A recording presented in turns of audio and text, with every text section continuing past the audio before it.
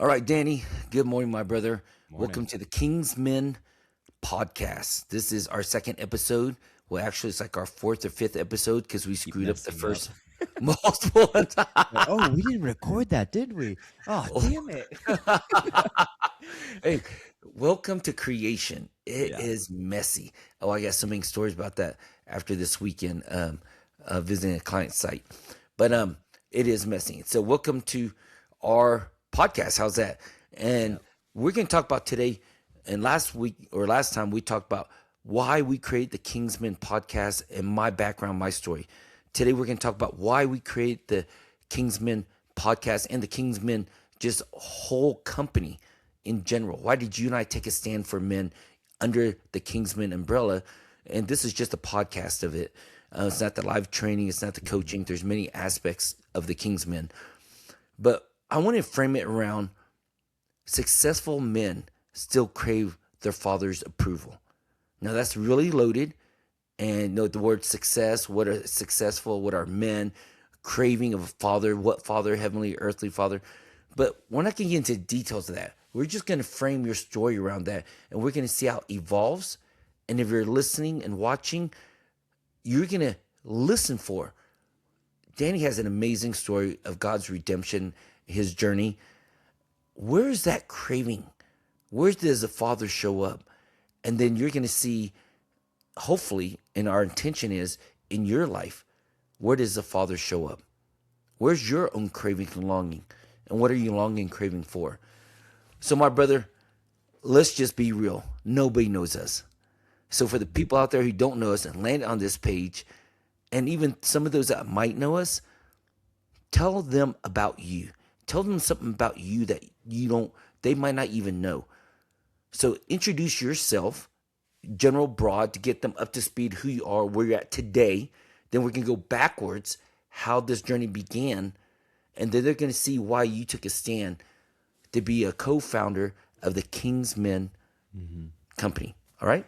Yeah. So this is about, man, almost six. Go Yeah, ahead. give them a framework where you're Yeah. at today It's first. about 6 or 7 years in the making. I'm a dentist, a practice owner, and a family man as well. I have two boys, 18-year-old who just actually graduated yesterday, and a 11-year-old going 12. Been married 19 years. And about me is I am a business owner. I am a practice owner and practicing dentist. But on top of that, I'm also a leadership coach as well. But I wasn't always doing that. I was just like everyone else for the most part, getting my head down, working, doing well in my business and things like that, and providing for my family. And it was not until just a couple of years later, about a year after I became a practice owner, where this whole journey of me realizing there's such a need in men and in our, society and the community around me, where I was like, okay, I had my life flipped upside down, transformed, completely did things one way of my life, had a certain marriage, had a certain parenting, had a certain business, and totally flipped it around for a life of purpose and a life of, a service and, this thing we call being a follower of Jesus. And so, I mean, that was a big background, and then I can give you Well, let's details of, pause there. yeah, So you got to a point 6 years ago. It sounds like you had a transformational change. Before any transformational change, there is a pain. There is something that's not working. And then for you to get transformational change, we have this expression. And this is where I think where men really struggle. You have to mess up to level up. Because in your mess up, it's a cleanup that levels you up. So where was the mess up 6, 7 years ago before you leveled up? Because that's yeah, so generic and it's I so know. cliche, so Instagram. Oh, I had this big transformation. Yeah, who gives a crap? What was it? What was your pain? Where's the vulnerability that they can connect and relate to? So go to that moment, in your practice right before you started. And back then we called it the hero's calling and all that stuff. And when before you started this leadership transformational training? Yeah. Yeah, so I was at this point in my life, and I kind of want to jump back a little bit because it'll give some reference point context. But I was a practice owner, and at that point already, I became a dad at the age of 17, about 17 years old, and I got out of school. And during this time, I was already a year into practice ownership, and I spent my whole career, the past like I would say almost 8 or 10 years, preparing myself to be a business owner, to be a dentist. I was a couple months out of dental school, and I purchased a practice like outright out at the gate. And I mean, and people were telling me like, that's dumb, it's foolish, you don't have enough experience, things like that. But I was so driven to make it work. I was so driven and motivated through my time in dental school and things like that, doing the research, reading books, preparing myself, that I was just not going to take no for an answer. So I worked as an associate for like maybe like 3 months or something while I was getting my practice ready. I did it, got the practice. And at that point, I already took the practice at a certain number when I bought into it, and I pretty much doubled it within a year. So I worked hard. I mean, I put my energy, time, priority, and focus, and I was just so driven by, these core things. I want to take care of my family. I want to be successful. I want to not grow up the way I did. I want to give better for my kids than what I had. But I slammed to a point in my life at the end of that year where it wasn't enough. And I can go into more details, but if I can go back and give you guys some context of why it's important, because it's like, yeah, you own a practice and you take care of your family. It seems normal. But as I was, based off of how I grew up as a first generation immigrant family, like son of a first generation. My parents were immigrants, refugees from Vietnam, and they moved here to America when they were 13 years old, 13, 14 years old. And they were trying to assimilate and things like that. But I grew up, they didn't even finish I think one of them finished high school, but my dad was a mechanic. My mom ended up, working for nails, as most typical Vietnamese women do. And we grew up in a trailer park, we grew up in a trailer park. I didn't have any family around us. And my mom was just grinding all the time, And I grew up just playing with my trailer park friends. Nothing wrong with it. I didn't think anything was wrong with it at the time. And I still don't. I mean, it was still a great childhood, But we grew up poor. I grew up not really having, a reference point until we moved here to Texas. And when I moved here to Texas, we finally got a house when I was in sixth grade. And I was like, whoa, this is ginormous. This is huge. And, I started going to school and getting to know people. And during this time, my wife and I got married, but we both come from broken homes. My wife lost her parents when she was, her parents divorced when she was only a little girl, around third grade or so, fourth grade. And then for me, I grew up in a house where my dad was a gambling addict, and we spent our, holidays, Christmas, Thanksgiving, all of these major holidays in a casino. So I didn't I'm sharing this with you for me, I was like, oh man, I'm going to be a doctor, I'm going to have a degree, I'm going to be a practice owner, I'm going to have everything I ever wanted, because I grew up with none of these things, And because of that, I was just so driven to succeed. I was so driven not to be like my dad. I was so driven to be quote unquote successful and not have to have my kids live the same experience. My dad and my parents said I was on the same track my dad was. He became a dad at 19. I beat him at 18. You know what I mean? My wife now got pregnant at 17. I became a dad at 18. I was supposed to do, the opposite thing, give my life better. But I was like, why does it feel like it's actually it seems like I'm progressing faster to where he was at, So, long story short on that, so becoming a doctor, being a practice owner, doing well financially, to me was a dream, a goal that I had for decades. And I realized it just wasn't enough.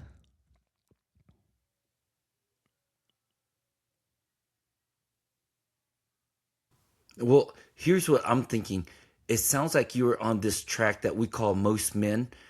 They say, I must perform to receive validation. Is that what you picked up? Oh, yes. Because my dad, growing up, he was so distracted with gambling. You know, he was so distracted and so in his head on his own life that I didn't really like. I didn't grow up with a dad. I mean, it really did not feel like it. Like, my dad and I didn't speak. He didn't see me. He was so busy. You know, like I said, we grew up in the casino. Like, as soon as they had some money, as soon as we moved here, things like that. I mean, he was gung ho on being in Louisiana, New Orleans. You know, I know the hotel very intimately, the casinos very intimately. I know what restaurants are there. I know what time this happens. I know what kind of fun things they have there. What movie, I know what the beds look like, the sheets look like, and because my dad was so focused there every weekend, every holiday, he didn't really, have time to or had the focus to be intentional with me and raising me and educating me and training me. And I was not just the only kid. It was like four other of us, so it was five of us total. And so I just never even realized it until I was older. But I was like, I mean, till this day, I still haven't talked to my dad in years. I've had a house for years already, like 5 years. And my dad still hasn't been over my house. Oh, shit. He doesn't live very far away from me, but he does because his mind heart is so far. And so I didn't grow up. I felt like I grew up in a single family household where my mom worked 6 days a week and my dad was always off gambling, doing his own thing. And I just don't have a lot of memories with him and of being taught very much things, right and wrong and things like that. And so I think I always like didn't know, did I do enough yet? Did I do enough as a father, as a man? Like, I was never told that growing up, It was just like, wake up, do your thing, go on to the next thing. And so for me, actually, like, when we were growing up, I still remember really vividly too.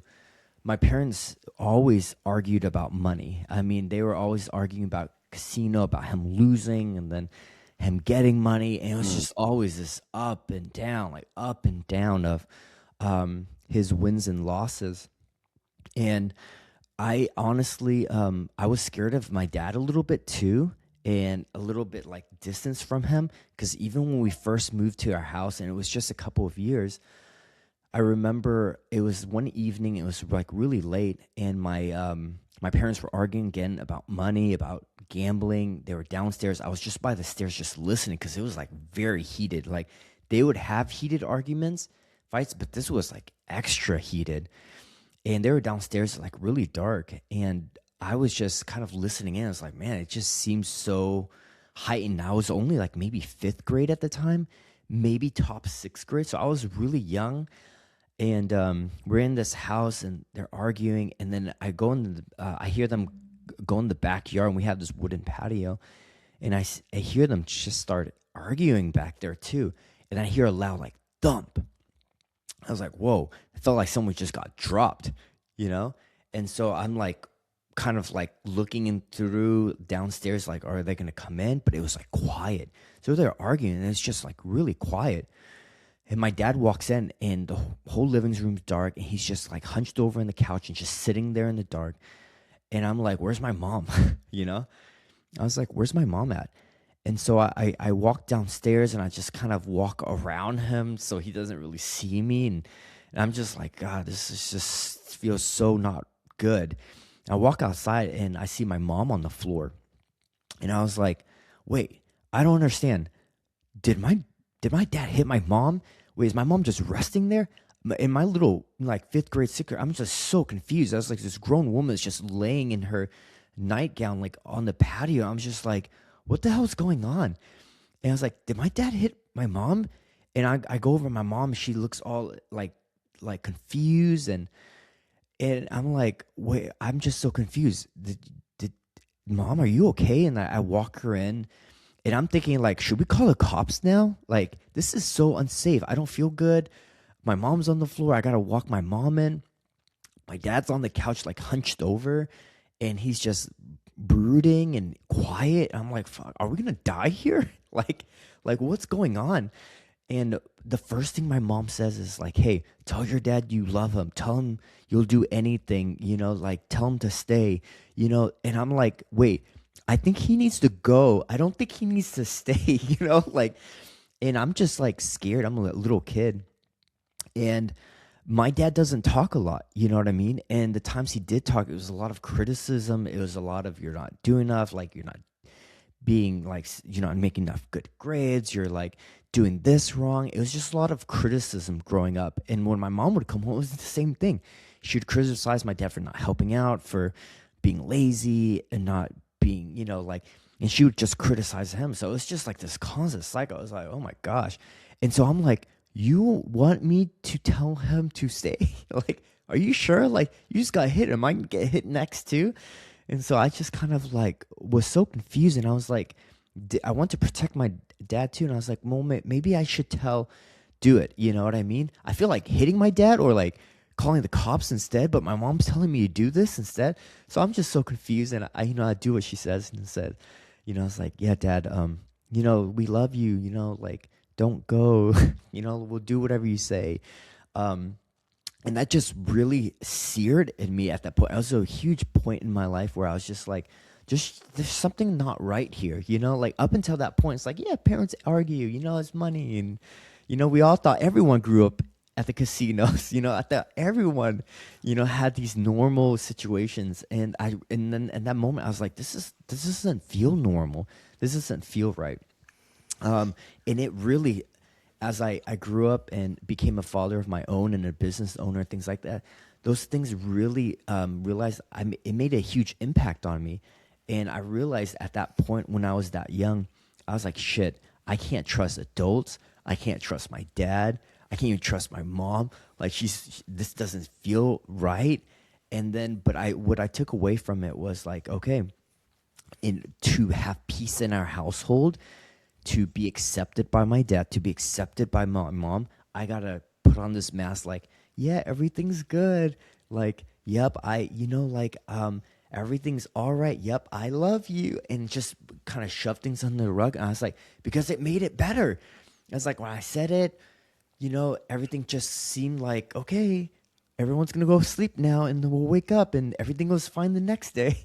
And I was like, okay, so you gotta just tell them what they want to hear. You just gotta do what they want to hear, and you'll be safe. You'll be good. Like you're not in danger. Your mom will be okay. Your mom won't get hit. And just my little kid brain, is just spinning. You know what I mean? Trying to make sense of this world and trying to make sense of like what I need to do and what my part of this world looks like. I was like, oh, I can make a difference. My mom just said I can make a difference by telling them these things. By doing these things, just doing whatever he says, doing whatever I say creates peace. Man, thank you, Danny. I've heard your stories multiple times. We've sat around, had cigars, fire pit. You and I have shared more with each other than most people. And that detailed description of that helped me see one aspect of you that I could see that's a pattern in your life. And we've talked about, we acknowledged it.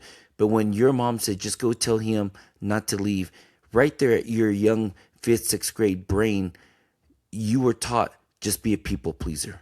Mm-hmm. Just please others regardless of the circumstance. I can see where that comes up, where you struggle with it now. And I really appreciate that. We know that's called the imprint stage. Between 7 and 11, psychology says we go through anything, any circumstance in life. It doesn't have to be traumatic, doesn't have to be celebration. Any emotional significant event creates a imprint on us. And our young brain just translates it in a way that we work out of that mode. So it's called like a rut. Like, your brain has neural pathways. And once it gets deep inside and it goes over so many times, it makes a rut.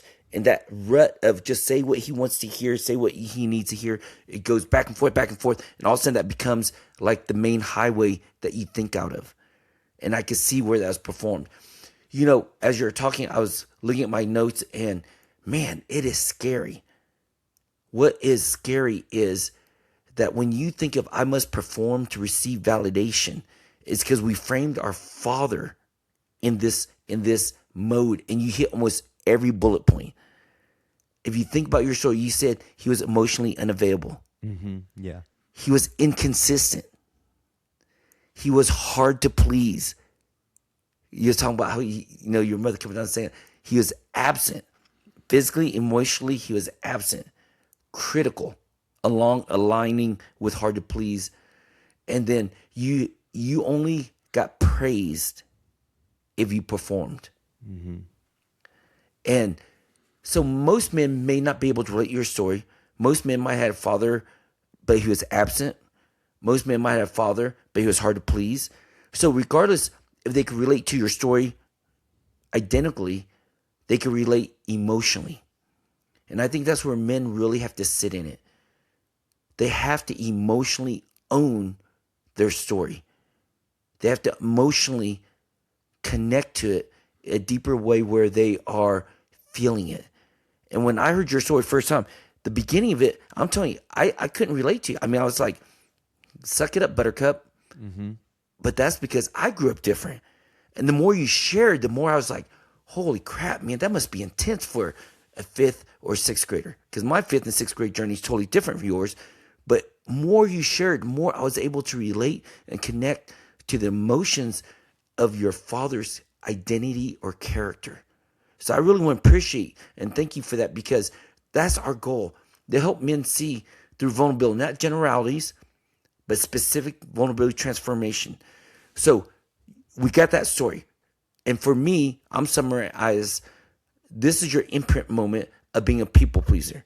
The confusion of your mother being hit or just sleeping in her nightgown on the ground, middle of the night. Your dad sit there humped, sneaking past him. I mean, that already was intense. When just think of a little kid sneaking past his dad after such a traumatic. I was like, ooh. Right? It's like, oh shit. I know this sounds stupid, but this is what came to my mind. Well, to me, it sounds stupid. I don't know why. It's like Jack and Beanstalk. He's sneaking past a giant. Like your dad's a giant. And you're going to go get something so amazing for your family. And you're checking on your mom. And it's that scary, don't wake up the giant. He could kill you. I mean, that's what was going through my head. I was like, wow. So getting that context, okay? Now you're an adult. You own a practice. You have a wife. You have 2 kids. And on the outward, based on paper, you look great. I mean, people would want to be you. And that's what most dentists, when I tell people, dentists in the medical profession have the highest suicide rate and highest divorce rate. They're like, what? And substance abuse. Substance abuse. And everybody's like, what? My dentist drives this car, has this house, blah, blah. Yeah. And everybody says, for the hour, they look so great. I go, yeah, because you don't know anybody. Yeah. Go talk to them, right? And like we go, if depending on the person we have time, I break it down for them like, holy crap, I can see it now, right? How to have to work alone, all this junk. So now you're there. I want you to come back to more current 3 or 4 or 5, 7 years ago, where again, you don't have transformation unless you have pain. Because in that pain, that mess up, you level up. But to level up, you have to go through the mess up, clean it up, then you level up. So talk about the mess up that was going on right now. Yeah. And how your youth, the story you shared with us, manifested in that moment. Yeah. So during that time, I mean, like you said, on paper it looks great. Like most dentists graduate now with $200,000, $400,000 of debt. I mean, it's a heavy amount of student loan. Plus, when they buy a practice, they have another like 400, 500. I mean, they're close to $1 million by the time they're Easily said and done, and they don't pay that off. Like they don't pay it off, or they can't, or that weight of that debt is really heavy, or that level of stress. So you compound that with having 2 kids. I had my second son right before dental school started, married, all our decisions, of course, but I'm growing up and I'm like, okay, let's go attack, kill, and make stuff happen. And I grow my business, and I'm like pretty much hands free with my debt. Like within a year, I can pretty much I'm good. Like we will never be hungry. Like we don't have to live in a trailer park. We can buy whatever house we want. We can drive whatever car we want. We can go wherever we want. And I was like, hell yeah, I did it. Like it was amazing. Out of everyone's doubts and things like that. And that was scary as hell for me too. Like I'm a kid. I barely touched a couple real people from going to those school, and I made it. And I was making it quote unquote work. And I was just at a point where I was like investing in myself, and I was around all these other doctors, and we were at a business course, and it was teaching us how to be better leaders, businessmen, increase productivity, all these like great stuff. A lot of people, that's really important too, to have a successful business. And I'm around all these older guys, a couple years out, 10, 15, and they're talking about their numbers. They're like, oh yeah, I'm triple, quadruple, I'm blah, blah. And I mean, they're massive practices, huge profits. I mean, they, quote unquote, they're like everything. I mean, basically they're like quadruple anything that I was doing. I was like, wow, so amazing. I was like, but I hit my numbers. I'll always be good. Like, are you guys happy? Like, are you guys actually happy? Because when I was around them, I was like, shit, the things they talked about was like depressing. You know what I mean? Like it was just about work and how it sucked. And, their wife is like pissed off at them. And, I mean, really, they had no energy. They looked lifeless. And I'm thinking at that point in my life and career, do I want to keep growing? Do I want to do this? Do I want to ride this? And I was like, God, that seems terrible right now. Like based off what you guys are sharing me, I can keep growing. I could be like that sad, almost like depressed. And I was like, but you guys, don't you feel more fulfilled? You don't feel like, wow. And they're like, honestly, when we hit this number, I feel exact same way as what I'm at right now. And they were like, it honestly wasn't any difference. It was just the next target, but we just increased more stress and things like that. And, like 15 years down the road, and we built this massive businesses and things like that, but we have no life. You know what I mean? Like they didn't feel like they were alive. And I really was wrestling with that weekend. And I was like, what? I hit all these goals that I had for like over 10 years, again, my wife is never gonna have to worry. My kids never have to worry. And I was trying to think about like, but why does it feel so empty? Why do I feel so unsatisfied and fulfilled? And during that time too, I would come home, I'd work just like anyone else. I'd come home, I was working like 4 days a week. And I would walk home and my son would just go, oh, Dad's home. Like, and he was just kind of like, okay, Dad's home. It was like almost like disappointment. You know what I mean? And he was like maybe 4th grade, 5th grade at the time. And I was just like, you ungrateful little bastard. Like, you're pissing me off right now. I just did all this. I worked, blah, you have a roof over your head. And you still, like, how dare you just, like, dismiss me and not appreciate me and, be like, oh, my God, Dad's home. So glad he's home. And my wife was the same way, too. I mean, my wife was excited to see me at home, too. But I always felt like I wasn't doing enough for her. It was just, like, constantly, one more thing. Do this, do that, do this. And I was trying to be all of these things for everybody. My team members were like on my ass about everything. Like I felt like I need to micromanage them. I would have like turnover. They would frustrate the hell out of me. I was getting sued at the time for something like wasn't even my fault, but I was just being sued just because you're a doctor. And I was like, mother F, this is exhausting. These people are pissing me off. Everyone's so ungrateful, entitled, unappreciative. I mean, I just would come home like mad and upset, and I literally had no bandwidth for my wife and kids. Like the emotional, once you see 30 patients a day and you're working like in these little scopes and you're just, doing dentistry and things like that and dealing with the people behind it too. When you come home, you've already spoken to like maybe 40 people that day. You're emotionally drained and you got to worry about tomorrow's business. You got to worry about the next day's business. Got to worry about the loans, business, all this stuff, right? And so I was just so tired and disconnected from my wife and my kids. And I just felt like it was never enough. And I tried to, yeah, let me take care of that. Oh, you need help with that? Let me do that. Let me do this. And I wanted to be my best for my family. Like, I didn't want to be like my dad. Where every time I came home, my mom would like complain about how my dad was lazy. He didn't do this. He didn't help out with this. I mean, and so I had this voice in my head. It's like, I gotta do more. I gotta do more. I like keep doing it. Like, I gotta be there for people. I gotta be there because if not, they're gonna talk to me like my mom talked to me, and then I'll end up punching my wife. And I'm just like filtering through all of this, and I come home specifically one day, and this was the point that we were talking about. Like, what was that moment? I just want to draw some context of where the pressure I was feeling at the time, but no one could freaking tell. Like everyone was like, "Wow, what a life he has!" That's Beautiful great. wife, No, that's kids. great. And then I come home, and this is specific. It was one day, it's like after work. It was summertime, I think, and it's pretty hot as hell. It was a long day. End of the week, I walk in, and my son at the time is learning how to ride his bike. Like, we just bought a bike, and we want to teach him, and we've had that bike for, God, like, for weeks already. It's just sitting there ready to go, and my son wants to learn how to ride a bike, and I was like, okay, I'll do it later. And that specific day, my wife came home, and I came home, and my wife goes, hey, would you want to, hey, could you teach him how to ride his bike? Like, he's been waiting, like, all day. And I was like, yeah, I'll do it later. Like, just give me a couple of minutes this end of the day.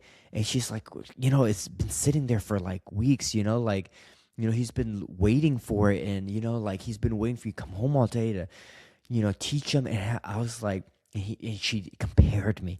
Oh, shit. I lost my mind. She compared me. She's like, well, so-and-so's dad, he's starting to ride his bike and, he makes time for it too. And shit, I lost it. I like went red. I fucking just lost it. I don't know what came over me, but all the pressure, that mask that I'm wearing all day, it's good.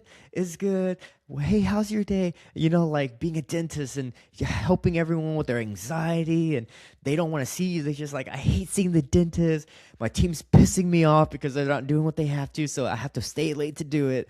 And that just one thing just took me off edge.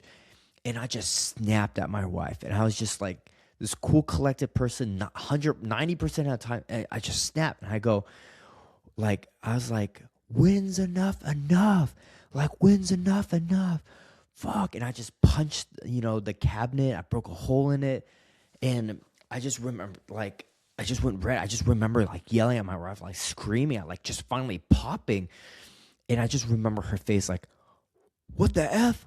Like, and she didn't even say anything. She's like shocked. She's like, and I could just see her face like dread, like scared as shit, confused as crap, didn't know what to say. And she just started tearing, and I started crying and tearing up. Because like, whoa, what did I do? Like I just snapped at my wife for, like asking me to take my son for a bite. I was like, where the hell did that come from? I was like so ashamed of myself. I was like, oh my God, like, what the hell is that? Like, why would I do that to my wife? And I went in my closet. I'm in the closet. There's no lights. I just leave it off. And I sit in the closet. I'm just bawling like a little baby. I'm just crying like a little baby. And all I hear, is, the closet walls not too far from where my wife was sitting. I hear my wife weeping. And that breaks my heart. Like, God, what a dick. I'm such an asshole. Like, she just asked if I could take my son out for a bike. Like, why the hell would I snap at her? And then and the worst part is I hear my son, my two boys come out. It's like, hey, Mom, are you okay? Like, are you okay? Like, is everything all right? And consoling her. It's like, is Dad okay? And you could just hear my wife weeping. And I'm back into my living room again. I was my 5th, 6th grade old self, remembering how scared I was. How I was like, oh, man, I would never do this when I grow up.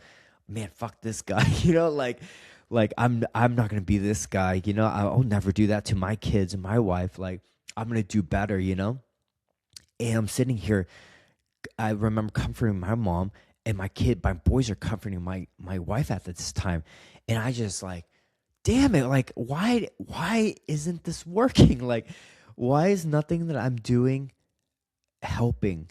How did I end up in the same spot my dad did? But I did everything I thought I should. I mean, I did everything America and the world told me. Go to school, get a good job. Take care of your family, provide a roof over your head, work hard. Like be a good husband. Happy wife, happy life. You know what I mean? Like I followed all of these trends, these things that I heard that work, and I was like, obviously, it does not work because I'm doing the same shit. And I was like, I gotta figure this out. I gotta figure out what's not working here. And I was at the point, and I was like, I could see it. I could see myself disconnecting towards my wife, me resenting my wife, me like wanting possibly affection from other women because I'm just so like dried up. I feel like they can't appreciate me. I mean, I'm like, I could see my son growing up the same way I did. He's gonna be a drug dealer. He's gonna, have a kid at 17. He's going to, my friends growing up were like they were addicted to methamphetamines. They went to jail. They went to prison for almost like 15 years, and I was on that path. Like thank God I had a son. And I was like, I'm just gonna straight up, and I'm gonna provide for them.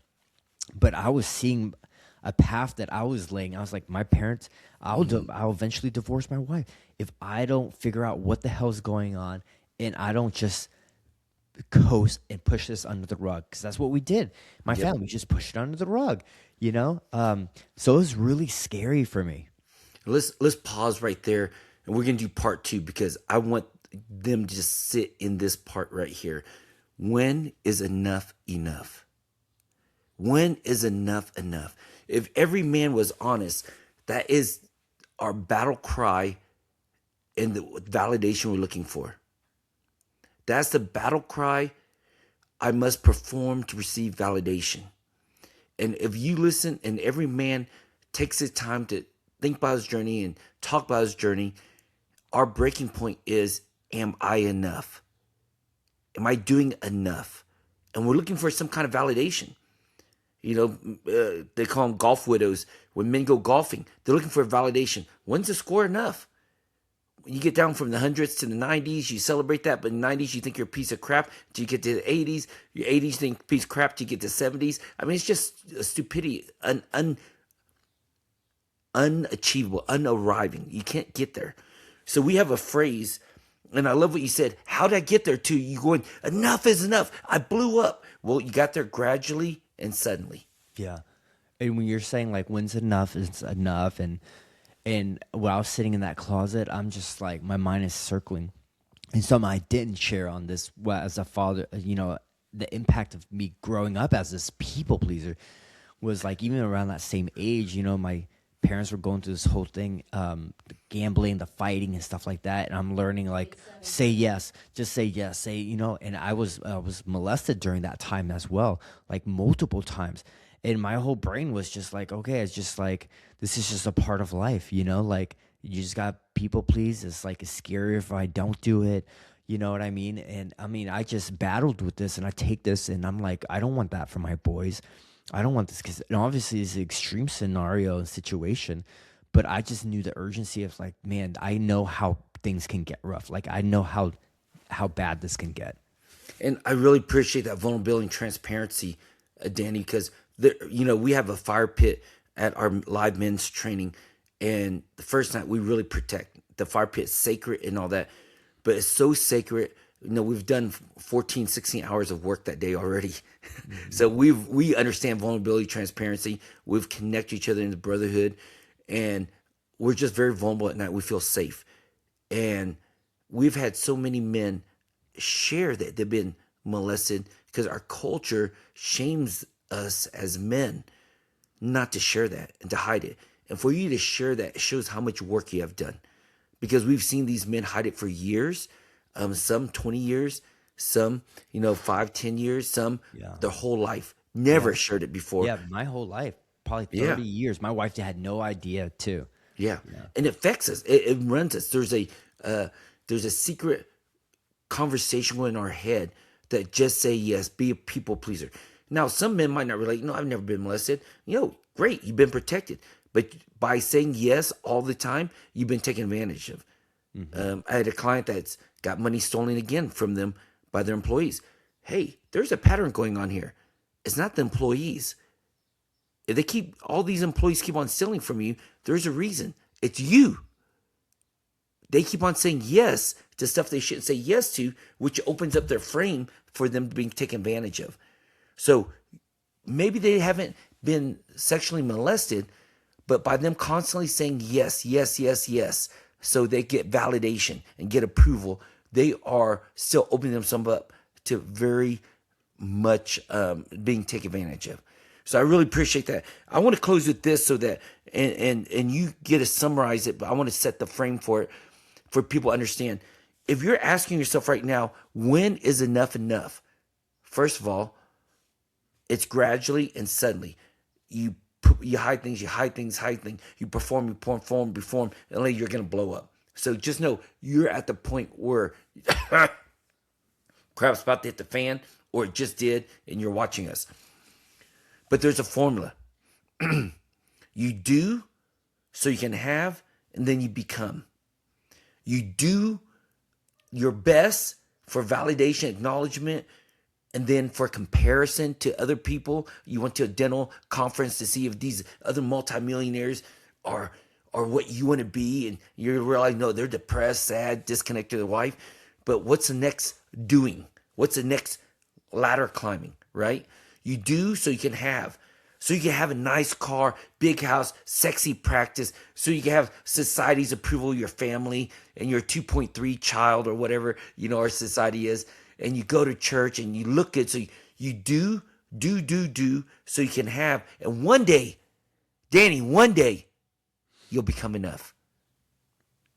Or do you? See, that's called work salvation. You can't do enough to have enough, then become enough. That's works salvation, and you will die. You'll destroy yourself, everything you built. You'll destroy your family, marriage. You'll destroy your parenting. You'll just self-destruct. God flips it.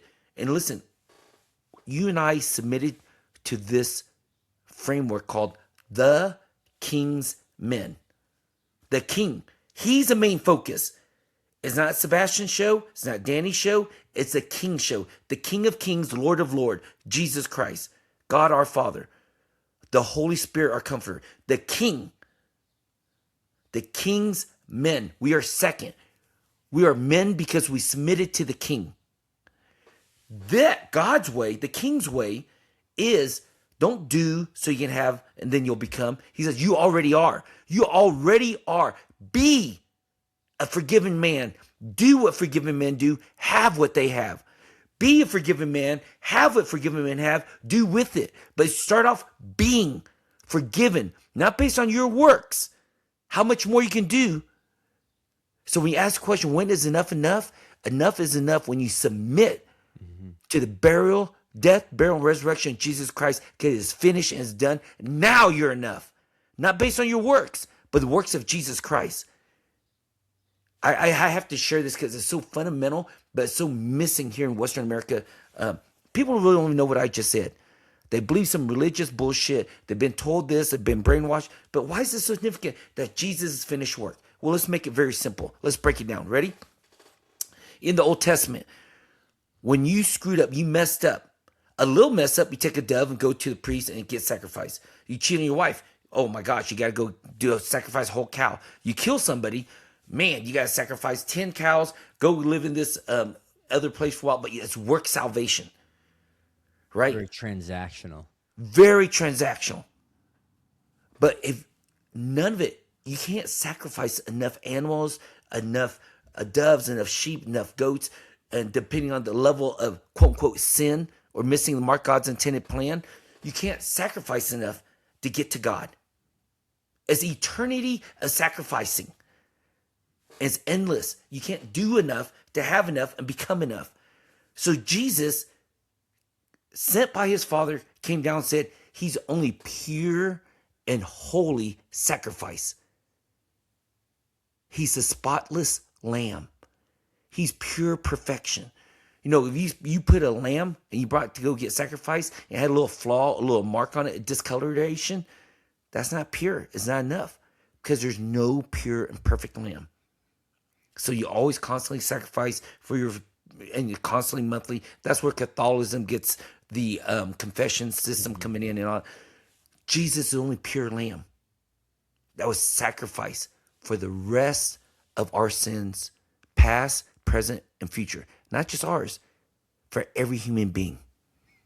And so when they understand it's done, when God says it's done, when Jesus on the cross said it's done, he's a perfect sacrifice for every sin ever after him, behind him, present, future. It is done. Now you already are significant, Danny. When is enough enough? When Jesus died on the cross. Right there, you already great. Now go live like a great father. Well, I don't know how to be a great father. Well, what did a great father do in that moment? Do that. What does a great father have right now? Use that resource and do with it. Oh, my marriage. I'm not a great husband. Yes, you are. Finish work in Jesus Christ. What did a great husband do right now? And do that. See, what we don't realize is we think we have to continue to perform for validation when we're validated. So what does a validated person do right now? We're not going to be perfect until we're in front of perfection. That's Jesus Christ. So what we can do is practice what the spotless lamb would do, the perfection would do, because we're already perfect based on his finished work, not based on my work. We still have work to do. Listen, I'm not preaching a performance-less salvation.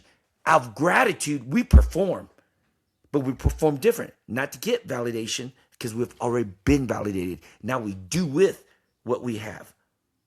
So here's my question to you. We're going to jump forward because there's so much more I want to ask you. I want a part 2 because I know your life. I'm going to set up the framework. Only tell me one story.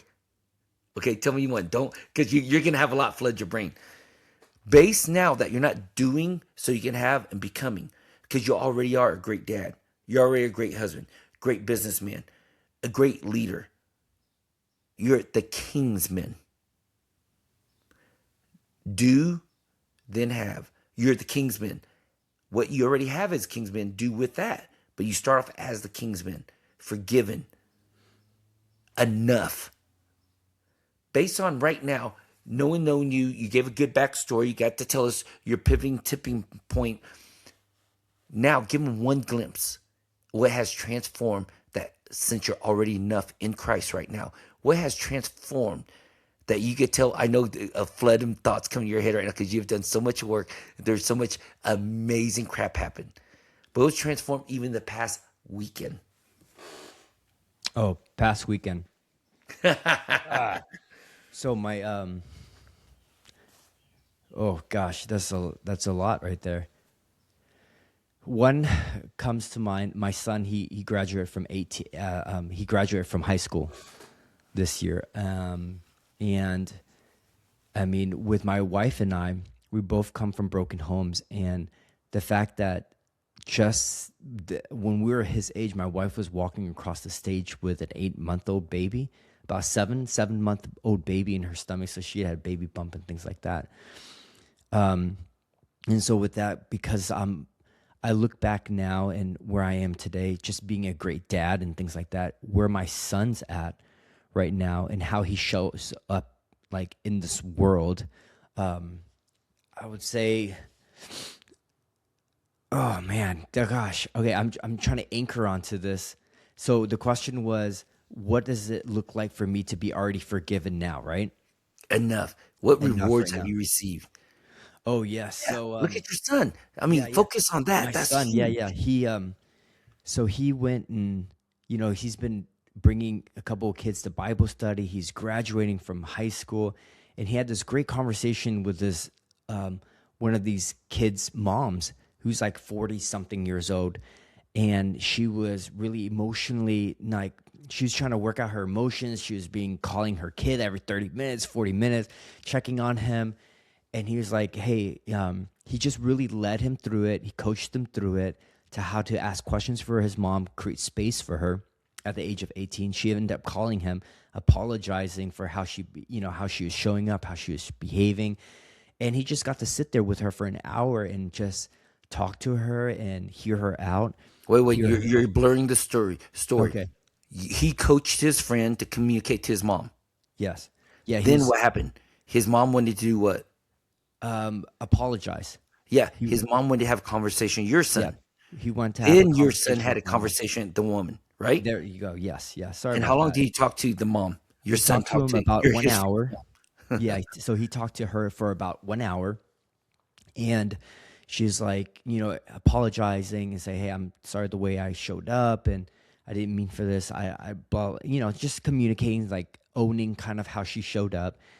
And my son just asked her a lot of questions and said, "Hey, thank you for apologizing and acknowledging." But he said, "But what are you going to do moving forward?" He was like, "But what's going to be different moving forward? What's your commitment moving forward?" And, she shares like, "I won't do that again. This is what I'll give you guys space. I won't reach out. I won't emotionally, blow up and things like that." And my son was like, "Okay, great." And so they moved forward. And then he came and was sharing me the story. And he goes, "Man, Dad, I was just like, I really gave her a lot of space to share it, but I felt like I was like a coach. I felt like I was like you at 6:30 a.m. Leading one of your guys and things like that on the phone call, and it was such a like acknowledgement too, because I communicate with him what's going on and things like that, and I teach him, I give him everything that I have, but the fact that he wanted to reflect how I lived too. And man, 18-year-old giving a 40-something-year-old space to just be her, to, not take it personally, not feel attacked, asking her questions. It was just like such an affirmation of the fruits of being forgiven, been doing what forgiven people do. And that's just glorifying God through our actions, discipling others, and just giving other people forgiveness too. So that was just a very small glimpse of this past weekend, but it was showing up in multiple places though. And the reason I asked you that story is because when am I enough? Well, when you accept Christ as not only your Lord and Savior, but as your King. A lot of people, I think, accepted Christ Lord and Savior. They just never made him king. They're Yeah, still king not of their his life. Lord. Yes. And so when Christ is the Lord of your life and you make him your king, you have the space now.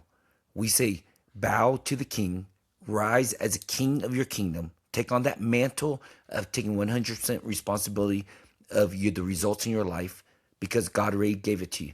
It is done. It is finished. Now go live life to the fullest, right? But you hit the third stage, which most men never hit. Bow to the king, rise as a king, then multiply your leadership, multiply your influence. And the Bible calls making disciples. And that's why I want to talk about the next episode, that journey with your son, is you made a disciple. Not only did he mimic you as a coach, and the only reason you do it is because the way you coach him, the way you give him space. You missed one part of the story that I thought was mind-blowing to me.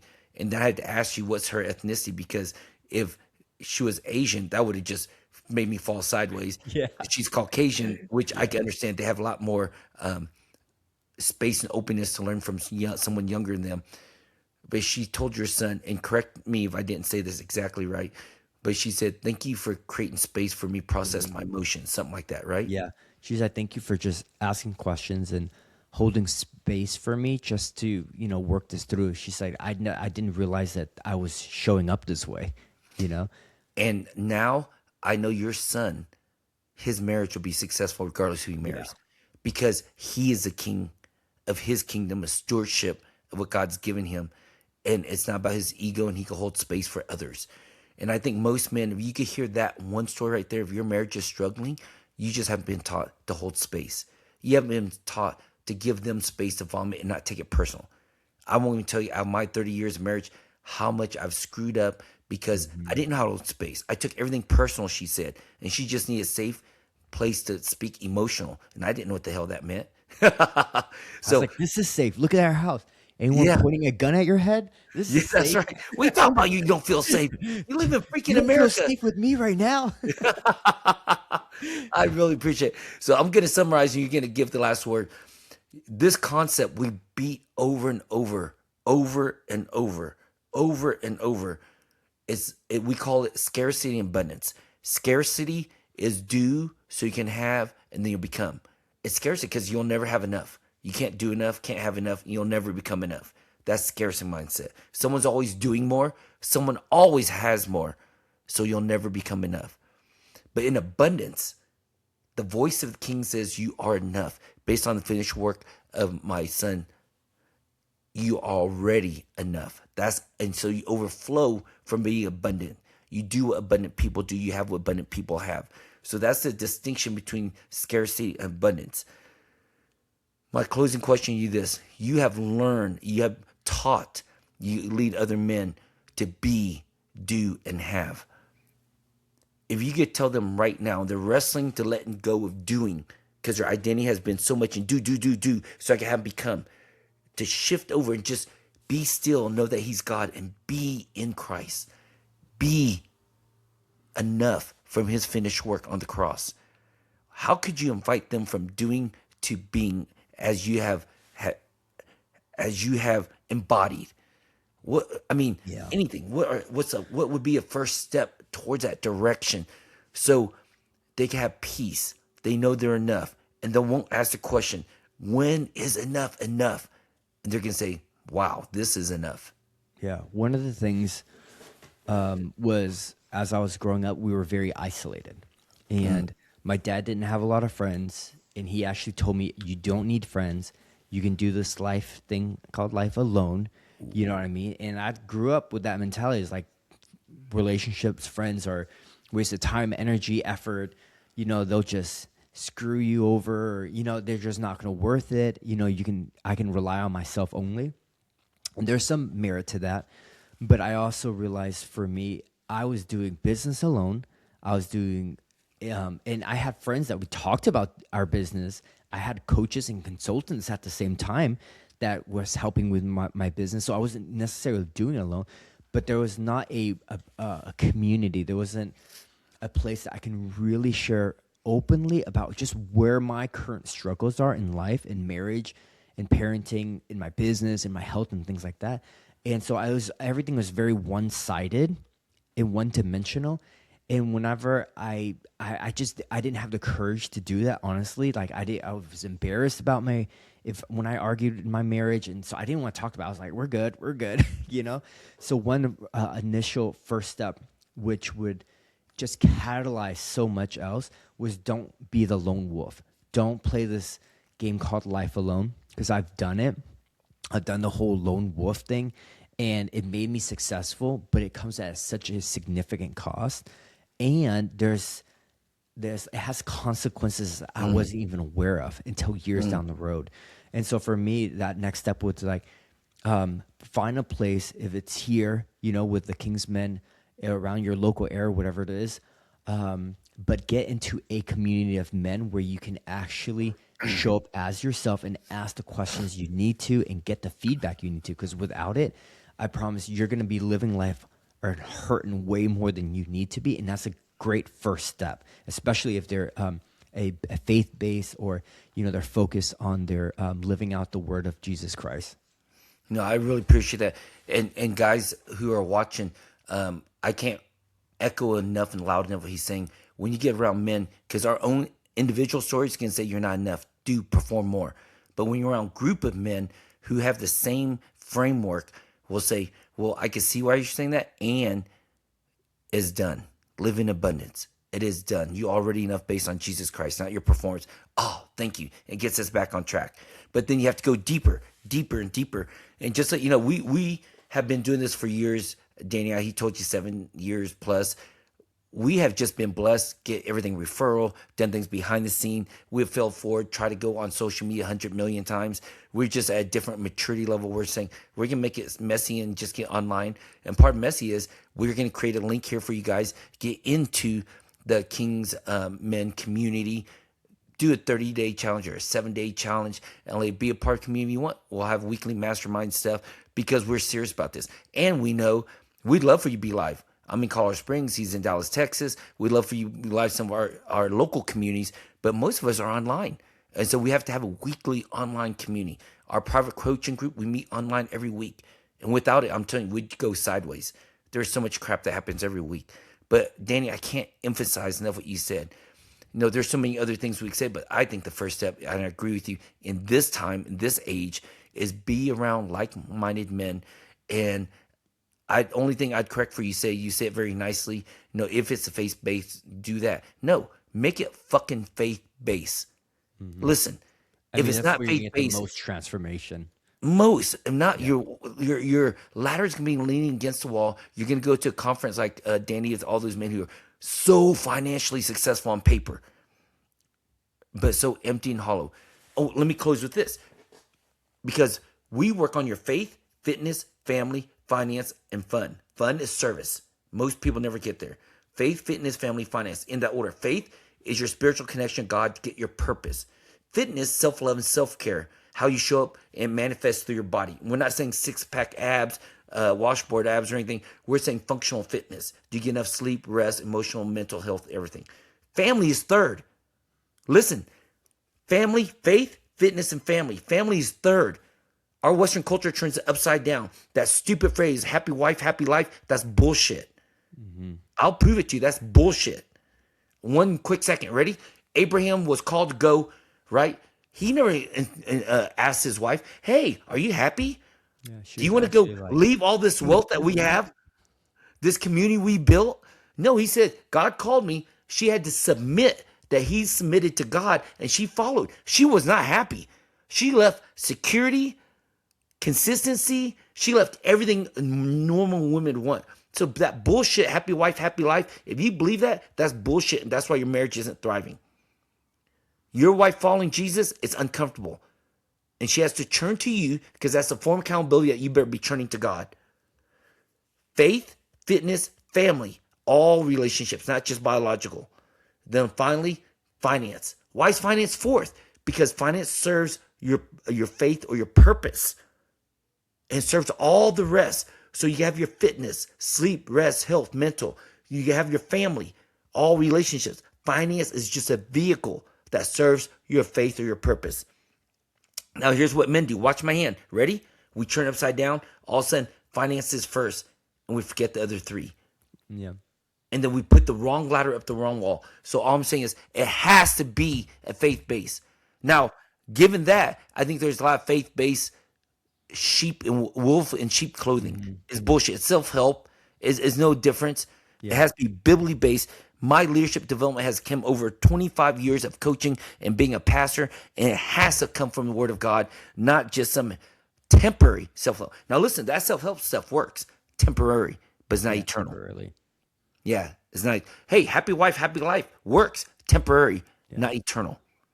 So I really appreciate you saying that. Man, we could be here an hour because it's transformed our life. We've seen so many men's lives transform. You'll see a video on this YouTube channel of our live men's training. We'll give you dates and stuff, invite you to. But I want to encourage you what Danny said today, right now. Listen, not next week, not whatever. If you can't click our link, just keep on watching the video till we get the link up. Get into a community of God-fearing men. That he's the king, you're just a king's men. Get into any groups, not ours, someone else.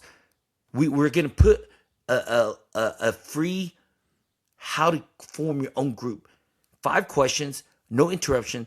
I hate the most Christian men's Bible study groups. Some guy shares and someone hijacks it. Oh yeah, I feel the same way, or this happened to me. Only the guy who shared just disappears and fades into the background. No, you can't share your own experience. You can't. It's just 5 questions. One, you get 3 options how to give a feedback, and then you should see the transformation in the group. We're not hijacking each other's story. We're present. We're holding space. Why is that so important? Because if you could do that a whole bunch of men, you go back and do that to your wife. You do that to your son. And we're giving that to you because we want you to create your own community locally and be a part of an internet community of a greater group of men. But our vision, Danny and I, is to follow Christ, make disciples, and we're going to be messy along the way. To get out of our comfort zone, we have to get messy because we know to level up is not the mess up, it's a clean up. The hard work we do will level us up and continue wash, rinse, and repeat that cycle to make disciples. All right, we got to stop because I get crazy. And you're talking about something that just changed my life. Is that community, that brotherhood, the natural accountability that comes from it, the natural celebration comes from it. I think everything a man's heart longs for, am I enough? And every week we remind each other, yes, you are, through Christ and what you have done and through our relationship. But you're constantly reminded you're enough. All right, brother, I got excited here at the end. Is there anything last thing we'd like to say in closing? No, I'm good. Thanks. All right. I'll see you guys next time. Yeah. Thank you, brother. Yeah. And there'll be Thanks, brother. many next time. All right. Love you, Ben.